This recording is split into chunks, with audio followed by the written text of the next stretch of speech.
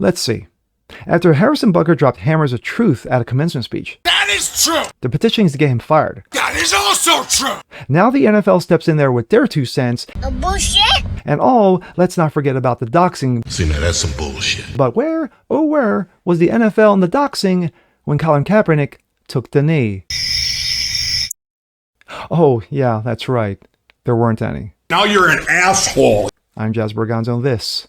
God, you can't make this shit up. So what's next?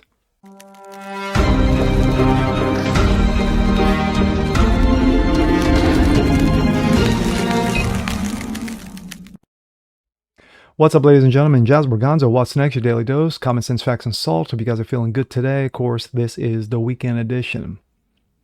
This is the second of 2 videos. The first video I did, not really like a part 1 or part 2. I guess you could, maybe-ish. But Harrison Butker, the Kansas City Chiefs Super Bowl winning kicker. You know, he went to Benedictine College. He spoke about the society, faith, family, love, our economy, the sinfulness of pride, so much so they had to dedicate a month to it. He talked about those things. He talked about how women who are mothers are empowering, not just outside the home, but inside the home as well. And of course, the left lost their minds, cringing and gnashing of teeth and yelling and screaming and, running around with their hair on fire because he spoke facts. He called out balls and strikes. But no, it's 2024 and we can't have that, can we? Well, after his speech, a number of knuckleheads came out, including the NFL and one person representing, quote, unquote, Kansas City, who decided to dox the man because he spoke truth to power. And we're going to, examine just a little bit of things that are normally criminalized, but are not in the NFL versus what this horrendous man, Harrison Butker, did. This, first up, coming out of Outkick. Thought crimes versus violent crimes. There's more outrage over Harrison Butker's comments than the NFL's most violent criminals. But before we get into the story, let's hear a little bit from Gracie Hunt, daughter of the Hunt family, and her comments in regards to Harrison Butker.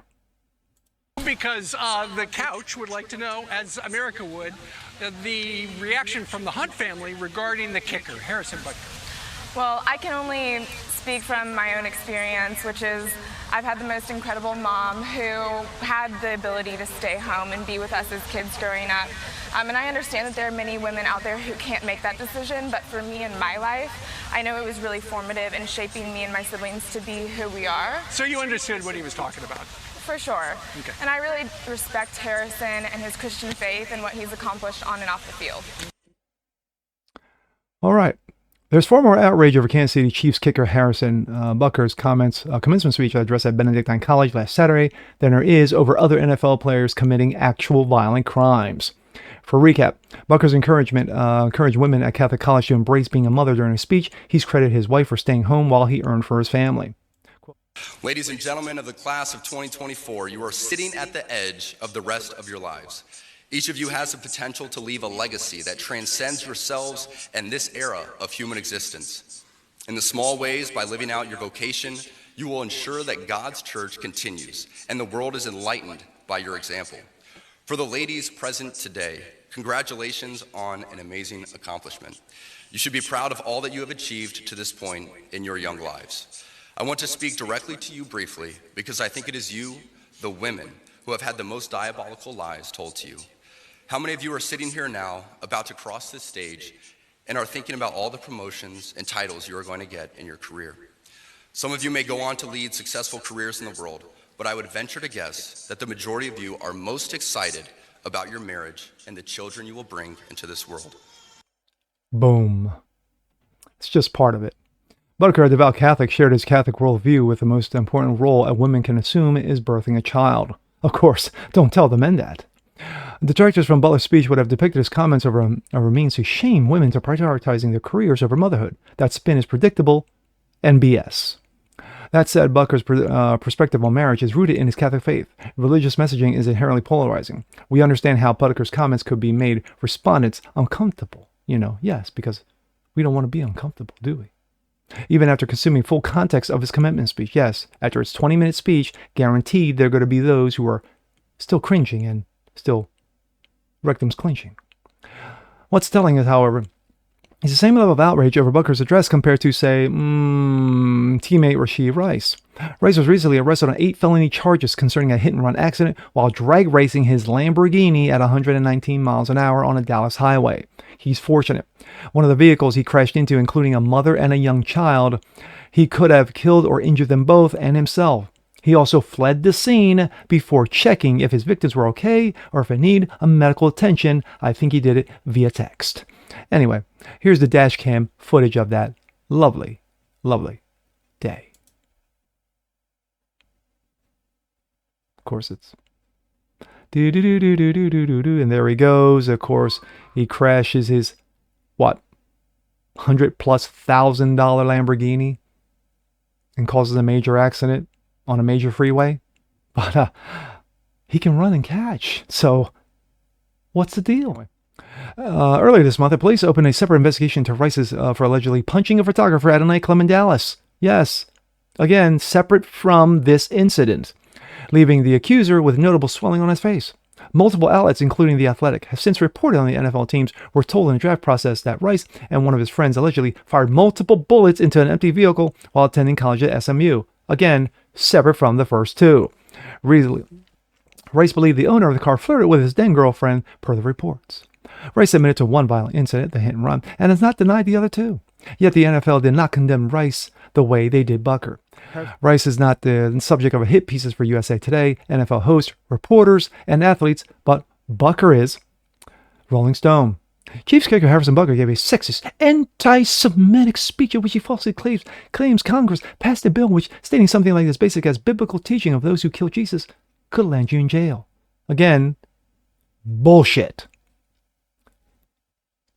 Jamie Erdahl. Of course, she's on, I think, what is this, Game Day Football on, I think NFL Network or ESPN, or whatever the hell it is, who cares. The Chiefs kicker is lucky that we're on hiatus. I will be asking a few minutes tomorrow to let off some steam, and then I would return to my home, to my rightful place with my children and husband. What a sarcastic bitch. Lisa Guerrero. Hey, NFL. If you want to continue to grow your female fan base and any other marginalized group, of course, straight white men are already watching your product, come and get your boy.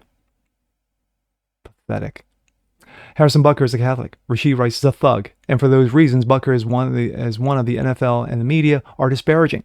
The disparate responses to Rice and Butker may sound anecdotal, And what about it?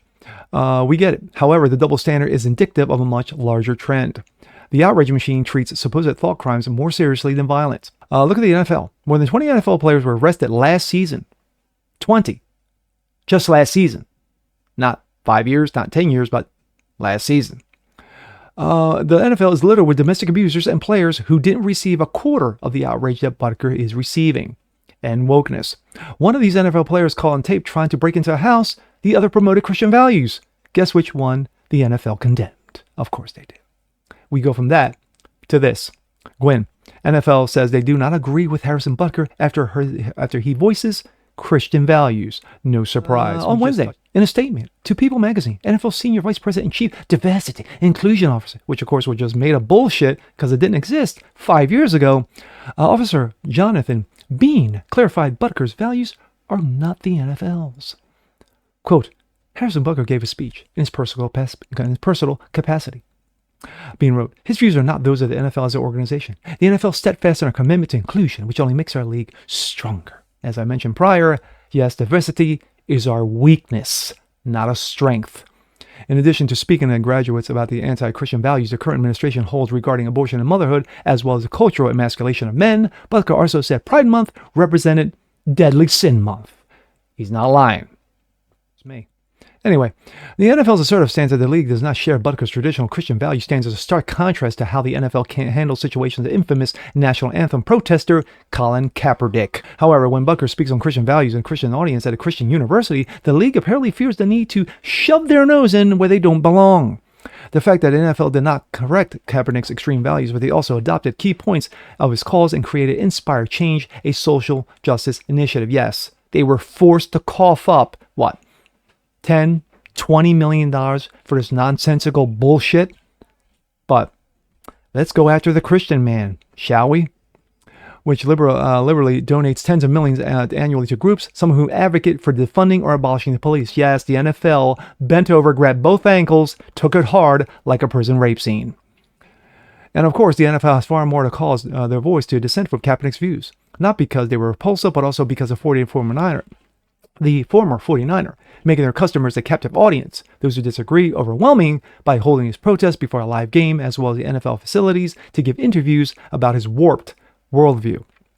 Harrison Butker expressed his views on his own time, and the invitation of a group of people who disagree with him. Technically, the NFL shouldn't have said anything unless they wanted to, which they did, and that's the problem.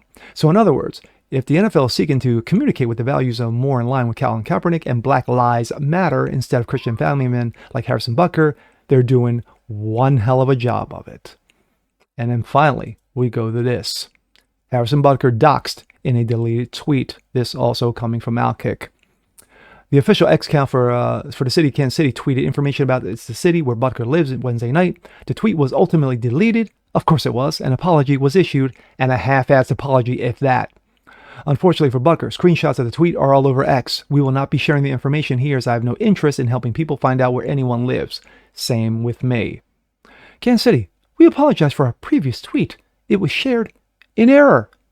And of course, they don't know grammar either when it comes to we apologies. Okay, my thoughts.